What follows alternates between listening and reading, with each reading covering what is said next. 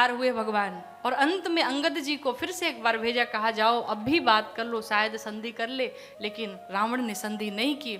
अंत में भगवान समुद्र के किनारे आए और समुद्र देव से रास्ता मांगने लगे। विनय न मानत जलधि जड़ गए, 3 दिन बीत, बोले राम सकोप तब, भय बिन होई न प्रीत।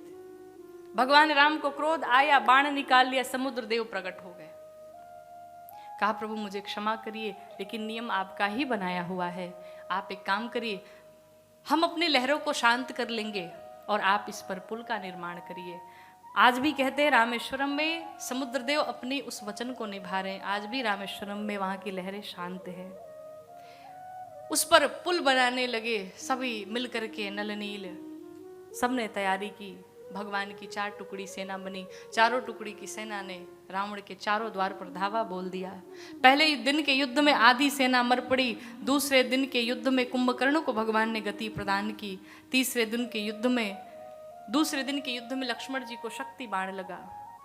तीसरे दिन के युद्ध में कुंभकर्ण को गति प्रदान की भगवान ने, और करते करते सबको बारी बारी से अपने धाम को भेजा। और सबसे अंत में भगवान ने बाण निकाले और 10 बाणों से 10 सिरों को काट डाला, 20 बाण से 20 भुजाओं को काट डाला। और अंत में वही रघु जी का 31वां बाण जो अगस्त जी ने प्रदान किया था, उसी बाण से भगवान राम ने रावण पर विजय प्राप्त कर ली, रावण की हत्या कर डाली, रावण को अपने धाम को भेजा।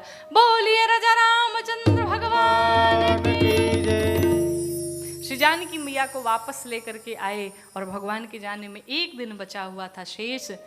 हनुमान जी सबसे पहले पहुंचे जाकर के अयोध्या में, खबर दी भरत जी को कि राम जी आ रहे। कल प्रातः होते ही अयोध्या पूरी श्रृंगार किया गया, दुल्हन की तरह सजाया गया। आज भगवान मेरे राम जी पहुंचे श्री राम अयोध्या जी में। स्नान ध्यान से निवृत्त होकर के जो उनकी जटाएं थी सब समाप्त हुए। भगवान राजा के स्वरूप में राजा का वेश धारण करके आज सिंहासन पर विराजमान हुए। माँ जानकी उनके वाम भाग में है। सभी मिलके लगे गाने, सभी बधाइयाँ लुटाने लगे।